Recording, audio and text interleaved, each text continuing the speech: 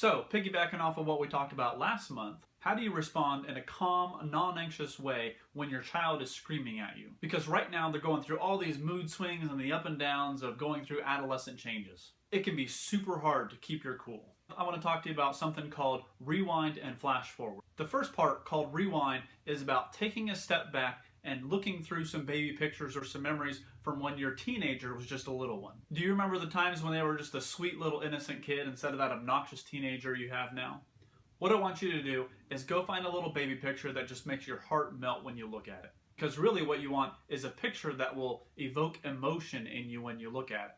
Now what you need to do is take that picture and put it on your phone screen, or print it out and put it in your car on the dashboard, or print it out and put it on the mirror so you can look at it in the morning when you're getting ready. Really what you want to do is just have a reminder that can be in front of your face during those times when your teenager is just going crazy or just out of control.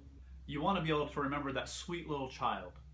And here's a tip. Find a place where it's going to be conducive for you to look at it during those times when you're really stressed out or when you're really struggling to communicate with your teenager. Maybe the trigger time for you and your teen is in the morning when you're trying to get them ready for school. Take that picture and stick it up on the mirror so when you're getting ready in the morning and you're doing your hair, you can look at that picture. Or maybe the frustrating time is before and after school when you're taking them to school or picking them up and you guys are having your conversations and you're chatting and you're struggling. Maybe you can just take a little picture and you can stick it up there by your odometer and you can always see that when you're in this conversation. Or maybe as you're getting ready for dinner, you have a picture there by the stove or by the cupboard or somewhere in the pantry. Maybe that's the time when you're conversing with your teenager and you're talking about stuff that's going on, and those are the times when you're just not quite on the same page. Wherever it is, find a good place where you can take a baby picture and you can look at it whenever you need to when you're frustrated with your teen.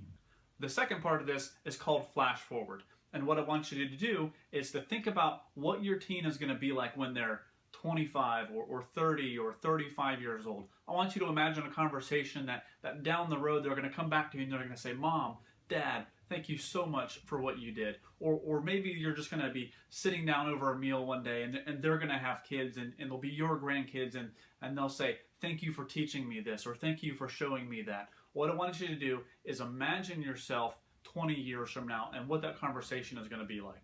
And here's the key to all this. When you're rewinding or whether you're flash forwarding, the key to it is that you're creating a safe place for your teenager. And when your teenager feels like they're in a safe place, they're free to engage you about what's really going on in their heart and in their lives. As parents, we need to be sending the message to our children that they are safe and that they are loved and that we want to talk to them. Proverbs 15:1 says that a gentle answer turns away wrath, but a harsh word stirs up anger. I want you to think about that verse the next time you're struggling with your teenager and the next time you guys just aren't lining up.